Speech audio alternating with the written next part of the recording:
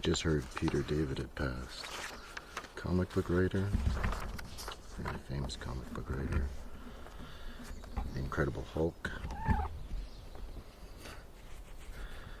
Big X Factor, Spider-Man, probably any number of superheroes. And I came up into my tree fort here. And the cat climbed the ladder, which I don't think she's ever done, but I brought her up here once and that was bad news, I suppose.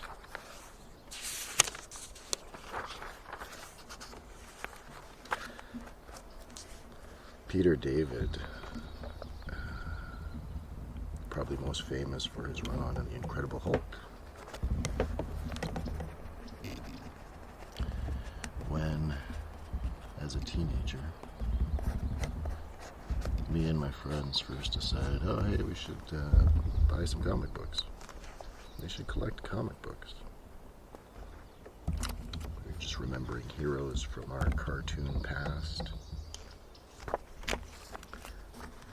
And we all decided we should all buy different superheroes so we could trade and read more of them. I chose Spider-Man. My other friend chose The Incredible Hulk. Another friend chose Batman. And then, so I got the Hulk, Spider-Man, Batman.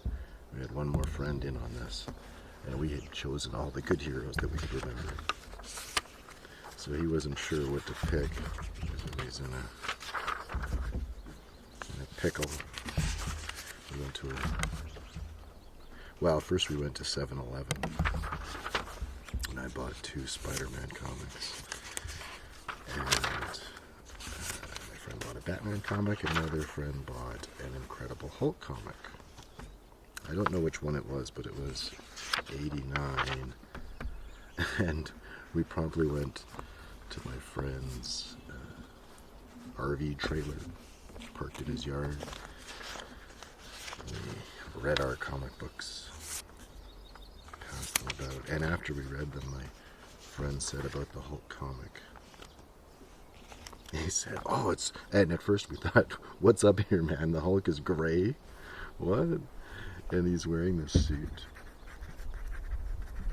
This is the brainchild of Peter David. And he says, no, it's great. He's not as strong. And he only turns into the Hulk at nighttime. And he doesn't even call himself the Hulk. He calls himself Mr. Fix-It. He's a gangster. And we're like, what? But then, that same summer of 89,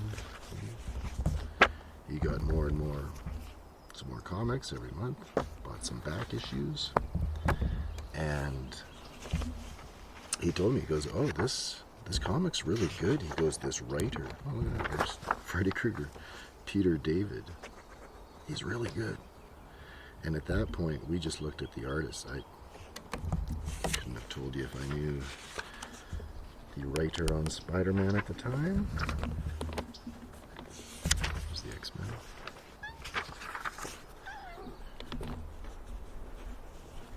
I definitely didn't know the writer on the Batman books. I knew the artist. The artist at that time was Norm Breyfogle, who later,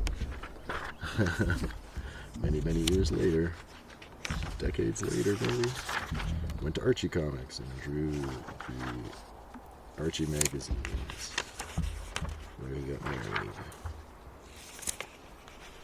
Anyway, it was unique that I knew this writer's name, Peter David, and then he was on it for a long time. Like, I think he wrote it for like 10 years or something.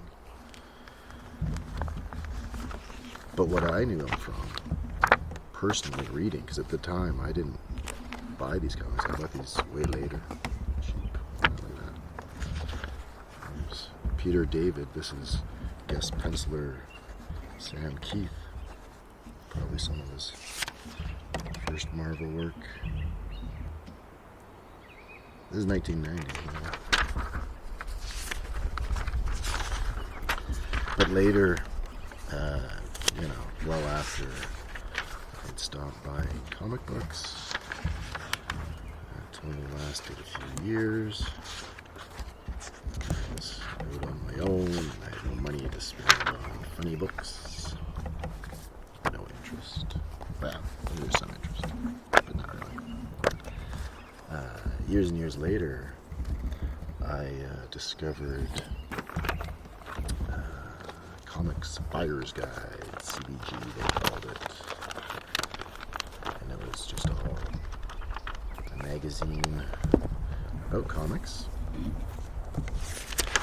And every magazine, look how well used this one is. I would read these from cover to cover. And this one looks like it had some steps built on it. Anyway, when I heard today about Peter David's passing, I started thinking about the Comics Buyer's Guide.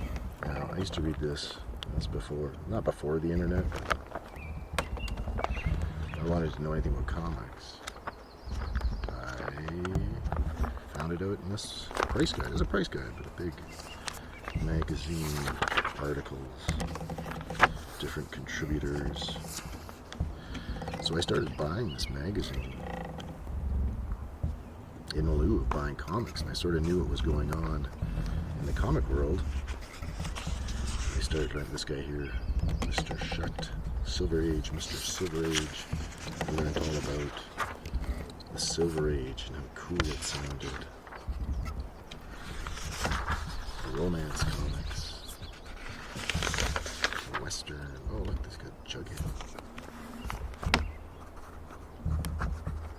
Oh, there's the Shield. You look surprised, Arch. Haven't you ever seen a supermarket before? Oh, there's the Fly. What's that guy? Hangman? The Black Hood? I don't know. Black Hood was a superhero.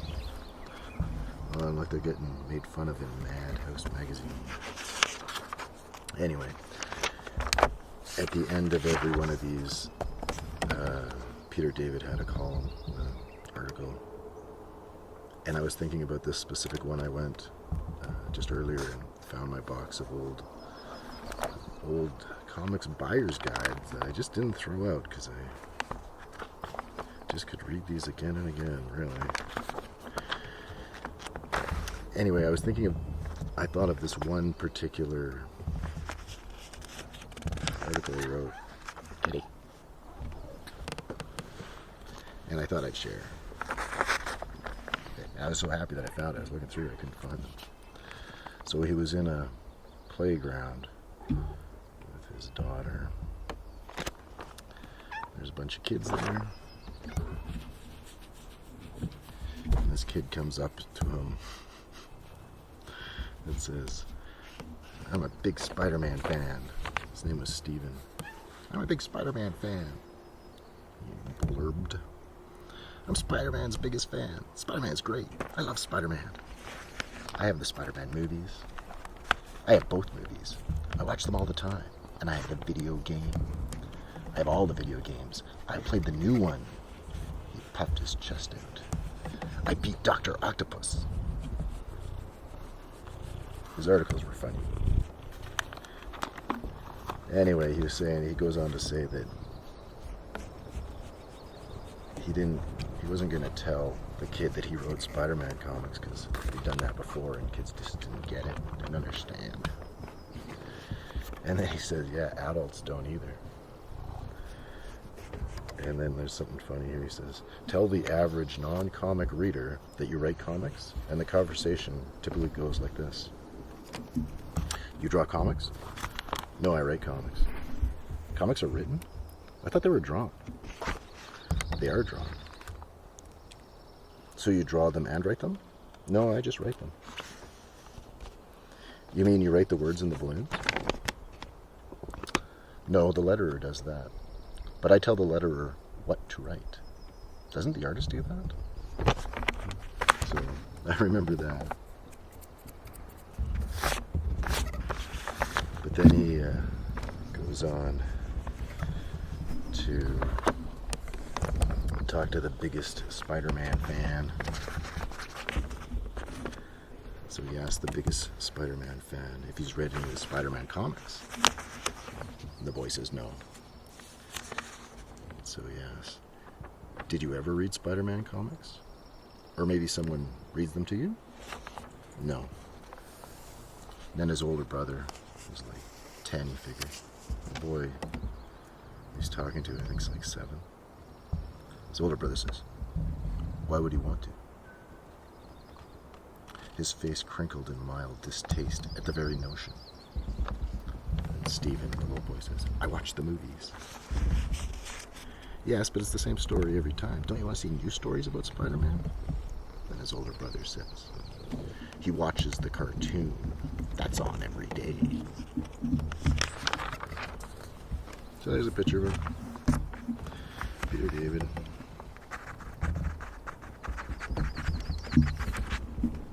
Rest in peace.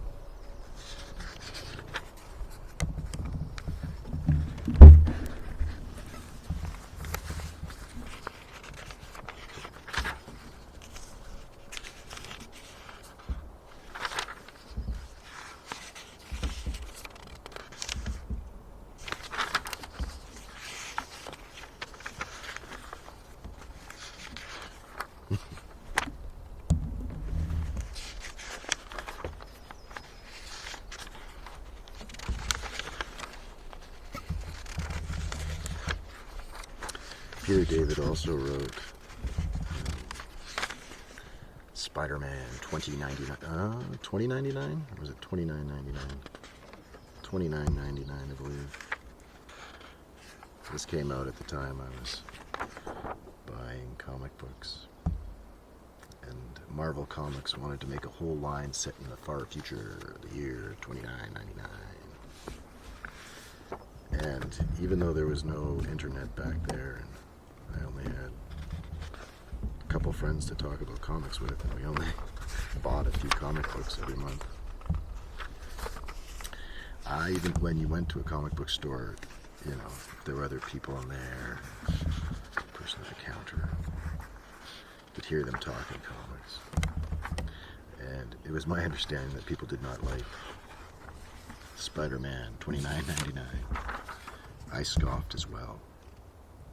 And the thing people didn't like, he had web shooters that, no, he didn't have web shooters. They just came out and we're like, what? He's got webs in his arms, his body. But now everybody knows Spider-Man 29.99 and the new movies with Miles Morales. These latest ones. I forget what they called them. Those were good. I thoroughly enjoyed those movies.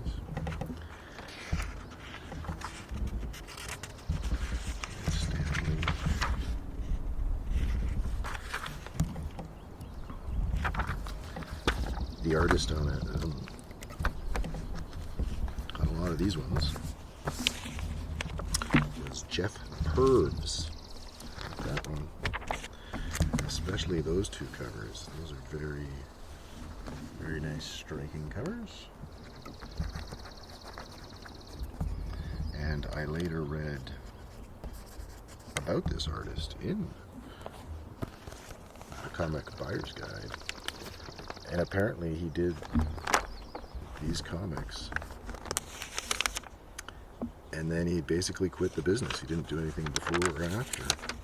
He was a, stand-up guy.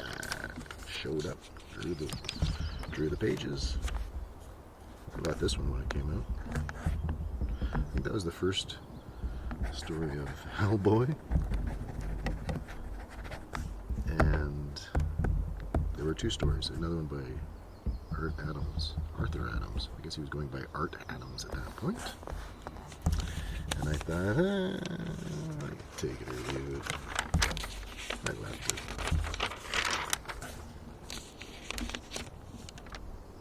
Charles Schultz. I was walking the dog earlier. And I was thinking of people in the comic industry who had passed and whether or not I noticed. And I thought, you know what? I didn't think there was any writers, but Charles Schultz, I remember when he passed. Will Eisner.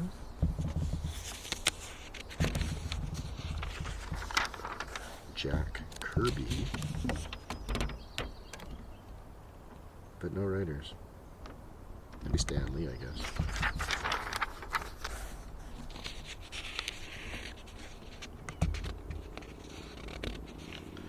I think Stan Lee's last cameo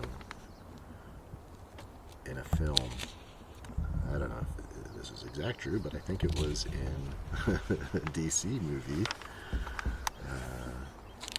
the Teen Titans. The Teen Titans versus the Teen Titans? Maybe. That's a great show. Oh, look, here we go. Richie Rich. Anything I ever needed to know about comics and more, I learned from Richie Rich. Anyway, this is supposed to be about Peter David.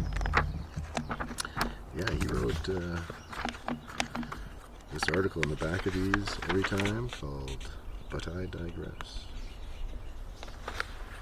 And he often would talk about his time writing on The Incredible Hulk.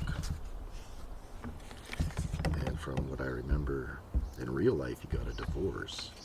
And then he wanted to write that in, I guess. So wait, Hulk, yeah. Bruce Banner. David Banner. He wanted to write him getting divorced, so I guess he was married. Was he married to Betty? Not Brant, Betty Ross. And they're like, no, you can't divorce them. All superheroes must get divorced. I think they did. You gotta write what you know. Made it painful for Mr. Fix-It. Anyway. I also have some trade paperbacks of two of them. With the Hulk, I didn't find those from his run.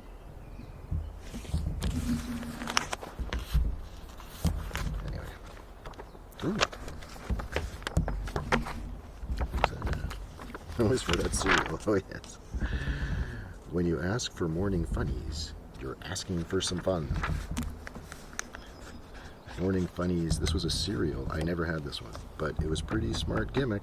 On the box, everybody reads the cereal box in the morning. You could open the box panel, and there'd be comic strips. Let's see if I can name them. There's Beetle Bailey, Family Circus. That's from High and Lois. Oh, Hagar the Horrible. Dennis the Menace. Okay, which one that? That's the kid from High and Lois. So that must be High. Oh, there's Marvin the baby. It's the mom from Family Circus. Who's that? Is that Mutt and Jeff? Luann. Oh, I like that comic strip. It went on. She was like a teenager. And it sort of continued every day. You could read all summer long, like for 2-3 months, and it was like one visit to the beach. Oh, that's the guy from Dennis the Menace. It's not Smithers. What's his name? Anyway.